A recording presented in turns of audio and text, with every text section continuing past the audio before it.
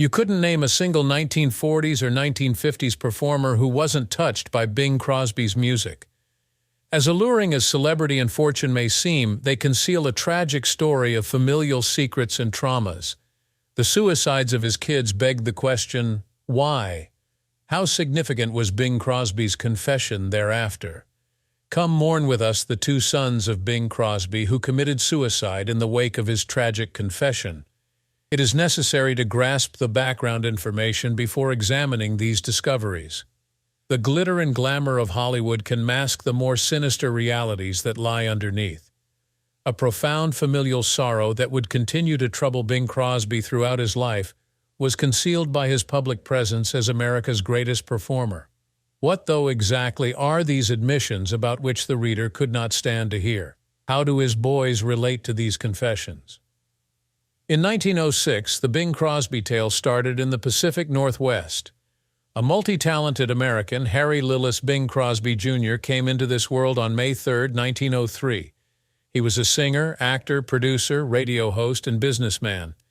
His father, a bookkeeper named Harry Lowe Crosby, was born in England in 1871 and passed away in 1950. Additionally, the daughter of a builder from Ireland's County Mayo, Catherine Harrigan, was born in 1873 and passed away in 1964. She was an Irish American. As the fourth of 7 children, Bing Crosby came into this world in a home that his dad had constructed. In 1906, in search of employment, his family relocated to Spokane, Washington. A hilarious newspaper column known as the Bingville Bugle was enjoyed by 6-year-old Harry Lillis Crosby. From Bingville, he was known as Bingo by an older lad who lived nearby and who shared Crosby's love of the Bugle. Bing became his lifelong nickname once the final vowel was eliminated and the name was abbreviated. Crosby worked as a property boy at Spokane's Auditorium for the summer of 1917, when he saw legendary performers like Al Jolson, who captivated young Bing. Though he would later claim otherwise, Crosby was undeniably one of the most famous and consequential musicians of the 20th century, and he was also the first major multimedia star. The Spokane family uprooted their lives when Bing was 3 years old and settled in the mining and lumber town. Bing grew up listening to the music of legendary performers like Al Jolson, thanks to his accountant father, Harry, who had one of the first record players in Spokane. Bing had already gotten his moniker from a childhood friend when he enrolled at Gonzaga University. Bing thrived in athletics and public speaking, despite the fact that his Jesuit upbringing emphasized masculinity. He excelled at debate and had a passion for language and elocution. Following a brief stint at Gonzaga University's law school, Bing joined a local band with pianist Al Rinker to pursue his passion for music. Although Bing had a rocky start and was infamously unreliable because of his jazz-age lifestyle, his magnetism and brilliance eventually shone through. Despite their intense rivalry on the field, he and Bob Hope remained friends, and their bond paved the way for the legendary Road to Film trilogy. During his stay at the Los Angeles Metropolitan Theater in 1926, Crosby gained the attention of Paul Whiteman, a renowned band leader of the day. He and his singing partner, Al Winker, whom he had worked with since his days with the Spokane, made their debut at Chicago's Tivoli Theater on December 6, 1926, with a weekly salary of $150. The pair of Crosby and Rinker had already achieved some success when Whiteman recruited pianist and budding lyricist Harry Barris to join them. Joining Whiteman's vocal trio, the group was christened the Rhythm Boys. They collaborated and recorded with artists like as Mildred Bailey, Hoagy Carmichael, Eddie Lang, Jack Teagarden, Tommy Dorsey, Jimmy Dorsey, and Bix Beiderbecke. In 1928, Crosby scored his first #1 hit, a jazz-influenced version of Old Man River, and he quickly became the Rhythm Boys' main attraction. His and the other Rhythm Boys' increasing discontent with Whiteman ultimately led to their departure from the group and subsequent enrollment in the Gus Arnheim Orchestra. Once Bing signed with Brunswick, the other Rhythm Boys found themselves vocally overshadowed. Not long after this, the band members had an argument and broke up, paving the way for Crosby to pursue solo work. At Your Command, I Surrender Dear, and Wrap Your Troubles in Dreams were just a few of Crosby's later hits that were written by fellow band member Harry Barris. Crosby became one of the most famous American vocalists of the 1930s. In 1931, he was featured in 10 of the top 50 songs, either alone or with additional artists. He made a lasting impression in 1932's The Big Broadcast, his debut feature film, and in 1939 he inked long-term arrangements with Decca, Jack Kapp's new record business. At about the same time, Crosby made his radio debut as a solo artist on a famous CBS show with the Carl Fenton Orchestra. He succeeded Paul Whiteman, his old boss, as presenter of the weekly radio show Kraft Music Hall on NBC in 1936 and stayed on for the following decade. Frank Sinatra, Perry Como, Dean Martin, Dick Haymes, John Lennon, Elvis Presley, and Crosby were just a few of the male vocalists who owe a debt of gratitude to Crosby for inspiring their own private singing styles during the time of recording advancements. Crosby was hailed by Yank magazine as the individual most responsible for boosting the morale of American troops serving abroad during World War II. In 1948, he was voted the most admired man alive in the United States, surpassing even Jackie Robinson and Pope Pius XIV. According to Music Digest, Crosby's recordings occupied over half of the 80,000 weekly hours allotted to recorded radio music in America in 1948. In his pursuit of superior recording quality, Crosby used the technology of German tape recorders. Thanks to his funding, Ampex was able to manufacture the Ampex 200, the first tape recorder made in the United States. Musicians like Les Paul were ecstatic about the breakthrough that revolutionized the industry: editing and overdubbing. Beyond technological advancements, Crosby had a significant influence through his mastery of the microphone, which he used to great effect in his concerts.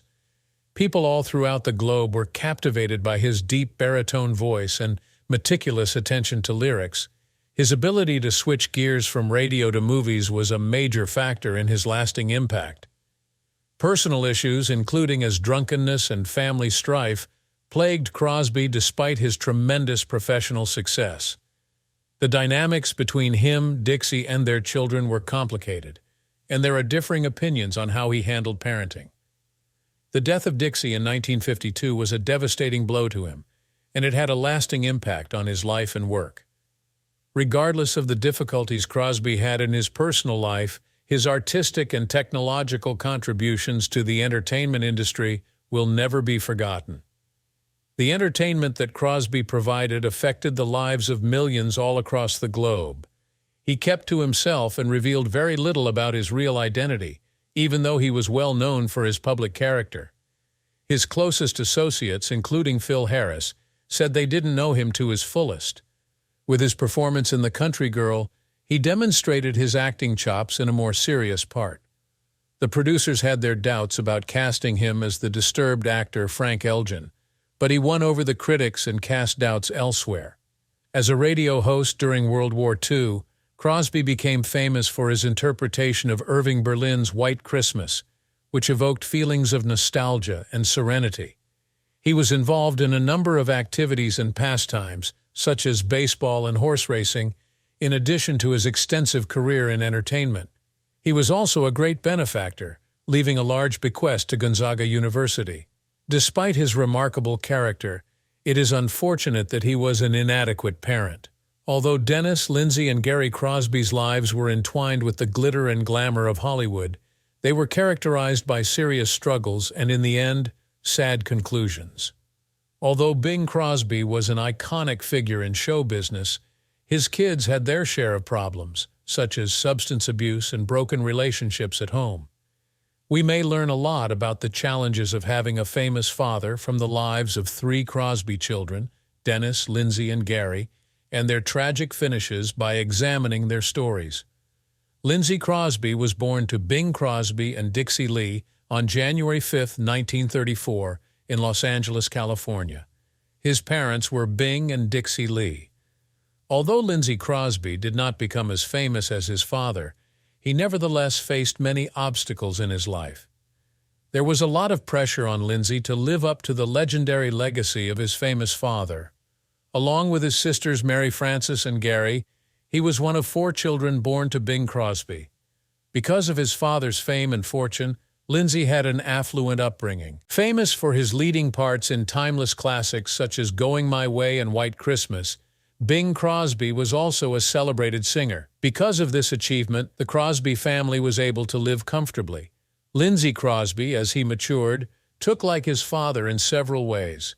He was in several films, including The Big Night, 1951, and The Star and the Story, 1955. In the entertainment sector, he was never as famous or had a career that matched his father's. Lindsay Crosby had his share of problems throughout life, including battles with alcoholism. Substance misuse was a major problem in his life and the lives of many people in his family. Lindsay Crosby tragically took his own life on December 11, 1989, at the age of 51. The news of his passing brought immense sorrow to his loved ones and admirers and was a sobering reminder of the hardships he had endured. American music icon Bing Crosby and his first wife Dixie Lee had 2 sons, Dennis and Michael Crosby. Dennis was the second son of Bing and Dixie. A member of an illustrious entertainment family, he came into this world in Los Angeles, California, on July 13, 1934, just like his brothers. Because his father was one of the most famous entertainers of the 20th century, Dennis Crosby had an incredibly privileged upbringing and was exposed to the entertainment industry from a young age. The silky singing voice of Dennis Crosby and his leading parts in timeless classics like Going My Way and White Christmas brought him immense fame. Dennis Crosby, his brothers Philip and Gary, and sister Mary Frances were frequently photographed with their father at public events and in family portraits when they were younger. But Dennis, following in his father's footsteps, chose to become an entertainer. Throughout the 50s and 60s, Dennis Crosby was a fixture in the film and television industries. The Night the World Exploded and The Purple Hills were among his many film roles after his debut in 1957's Mr. Corey. He wasn't only seen in films, he was a frequent guest star on 90s sitcoms including The Red Skelton Hour and The Jack Benny Program. In spite of his best attempts, Dennis Crosby was never able to match his famous father's level of success in show business. Dennis probably had a tough time advancing in his profession due to Bing Crosby's enormous shadow and the need to fulfill his legacy. Dennis Crosby has his fair share of problems in his private life. In addition to his own struggles, he had to deal with alcoholism, which ran in his family. Tragically, at the age of 56, Dennis Crosby took his own life on May 4, 1991. Gary Crosby, whose given name was Gary Evan Crosby, was born to Bing Crosby and Dixie Lee. The Crosbys were famous American musicians and actors. He entered this world at the City of Angels on June 27, 1933. Gary, like his siblings, had deep roots in the entertainment industry, but he also faced personal challenges and had ambitious plans for his future. His appreciation for music grew stronger as he got older. In a short amount of time, Gary wowed crowds with his remarkable skill, captivating them with his charisma and smooth voice. Despite his obvious abilities, he always maintained a humble and grounded demeanor, refusing to allow his fame cloud his judgment or his vision. What really distinguished Gary, though, was not his music, but rather his steadfast dedication to equality and social justice. At a period when bigotry and prejudice were commonplace, Gary spoke out against injustice and oppression wherever he saw it, using his position to advocate for change. With his charisma and theatrical presence, Gary captivated audiences as a performer. Live, his performances captivated audiences and his voice brought light to a world that was all too often veiled in shadows. Being born first to Bing Crosby and Dixie Lee was an extraordinary honor for Gary Crosby. Lindsay, Philip, and Dennis Crosby all counted him as an older brother. He enjoyed all the advantages of being the son of a major Hollywood actor when he was growing up. After seeing his father succeed in show business, Gary decided to do the same. He aspired to be famous for his singing voice and acting chops. His vocal performances on his father's radio show, The Bing Crosby Show, launched his career. In his 1941 lecture to high school students, delivered just before the United States entered the war, Bing showed his feeling of duty and hope by stressing the importance of the student's future contributions to society. It was in 1946 that Bing Crosby achieved his greatest success in the radio business. Records of his monthly live show were still something he desired, despite NBC's strict restrictions against it. Crosby, unfazed, found a new radio station, ABC, that was prepared to copy his Hollywood broadcasts. Despite ABC's terrible image, Crosby's move lifted it from a small competitor. Live radio lost place to pre-recorded shows as more and more celebrities followed suit. Gary first appeared on movie in 1957's Mr. Corey. Several films, including The Big Night, 1951, and The Night the World Exploded, 1957, featured his prolonged acting career. He also had cameo appearances on several popular TV shows around that time, such as Playhouse 90 and Alfred Hitchcock Presents. In spite of his ambitions, Gary struggled to make a name for himself as a vocalist. He followed in his father's footsteps as a music superstar, releasing songs and albums but never quite making it big. One of Gary Crosby's personal challenges was his strained connection with his famous father. Going My Own Way, published in 1983, was his book of the severe punishment, neglect, and cruelty that he and his siblings suffered at the hands of their parents. The book also addressed Gary's own struggles with addiction. Gary Crosby may not have been as famous or successful as his father, but he was nonetheless an iconic figure in the Crosby family's imprint on the entertainment industry. His frank account provided a new angle on the adored Bing Crosby by illuminating the intricate relationships inside the Crosby family. Unfortunately, at the age of 62, Gary Crosby's life was tragically abruptly ended on August 24, 1995. An honest and illuminating biography of his life, Going My Own Way, was released in 1983. The most disturbing part of the book was when Gary described how his father, Bing, subjected him and his brothers, Philip, Dennis, and Lindsay, to severe and brutal punishment. Gary detailed the psychological and physical torture he endured, including belt beatings. Because of his famously amiable and attractive public image, the public had never seen this side of Bing Crosby. In addition, Gary Crosby discussed the family's struggles with his father's drinking. He said that the fractured connection in the Crosby family was a result of Bing Crosby's heavy drinking. The shadowy sides of Bing's existence were brought to light by this very intimate revelation. The connection between Gary and his father was depicted in his memoir as being tense. Because Bing was so busy with his profession, he was often missing, and he felt abandoned and ignored. From what Gary could see, there was a noticeable emotional gulf between them. Dennis and Lindsay, two of Gary Crosby's siblings, each battled addiction and inner demons, and he detailed their difficulties in depth. A family dealing with several problems was shown in the novel. The book mostly dealt on Gary's life and his father-son relationship. However, it also touched on his ambitions for the future. He spoke about how he tried to make it as an actor and singer, frequently living in his renowned father's shadow. The history of the family doesn't seem to fascinate Philip's twin, Dennis. He refers to the book as Gary's company. Dennis acknowledges that Gary is angry, but he doesn't refute his story. Lindsay, his 45-year-old baby brother, he continued by saying, is on Gary's side.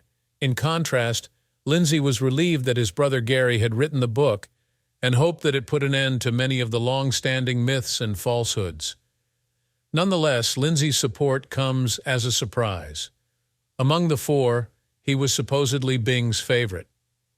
Other friends and family members have been awakened by Gary's public pronouncements. Bandleader Bob Crosby, who was 69 years old, defended his brother Bing by saying that he never remembered anybody being physically touched. Philip Crosby, whose given name was Philip Lang Crosby, was born on July 13, 1934, in Los Angeles, California. He was the older brother of Dennis and Lindsay Crosby. His famous American parents were singer-actor Bing Crosby and his first wife, Dixie Lee. He was their first son.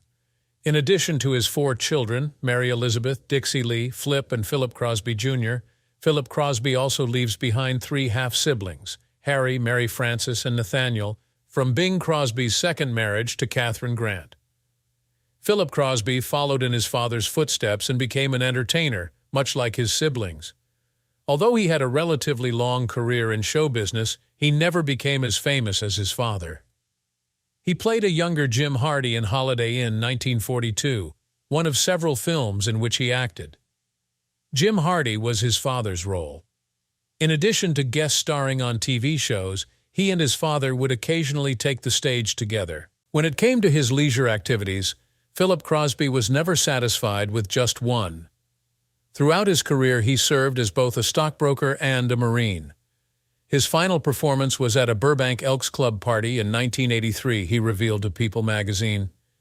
It had been a full year since his previous performance. He was already a 4-time married man, with 3 wives who were showgirls from Sin City. In 1980, he was also jailed many times for drunk driving. Despite attending Alcoholics Anonymous for 18 months, he informed the magazine that he no longer drinks. While Philip was a college student, his father had a driver bring him a brand-new Chevrolet, according to Chuck Morrell, the team's outstanding fullback who lived with Crosby at the time. Philip maintained ties to the entertainment world via his family, even though he had a varied life. Philip Crosby, like other members of the Crosby family, unfortunately battled alcoholism and other personal problems all through his life. Both his personal and professional lives were impacted by these issues. Philip Crosby died Thursday, January 13, 2004, at the age of 69. The loss of yet another Crosby child who had grown up in the limelight thanks to their famous father was a devastating blow to his loved ones and admirers. While doing an interview in 1959, Bing spoke about his feelings of guilt about his parenting. He made the observation that he was not a good parent. Additionally, he said that he thought he had let them down by lavishing them with financial resources, demanding too much discipline and labor, and failing to provide them with sufficient time and attention. Bing even went so far as to say that he and their mother, who is also their wife, tried our hardest. It is worth noting that Lindsay stood by his dad throughout that time, saying that his dad has a hard time feeling like he has let them down as a parent. Reading that his father had made such a statement in an interview was incredibly distressing for Lindsay. When Bing responded that all he wanted to do was give his boys a little bit of what his dad had given him, he went on to convey his frustrations even more. At the age of 73, Bing Crosby passed away on October 14, 1977. In 1989, Lindsay Crosby took her own life, and 2 years later, Dennis Crosby did the same. In 1995, Gary Crosby passed away due to complications stemming from lung cancer. Much obliged for your time. Before you go, see another one of our entertaining videos and subscribe to our channel.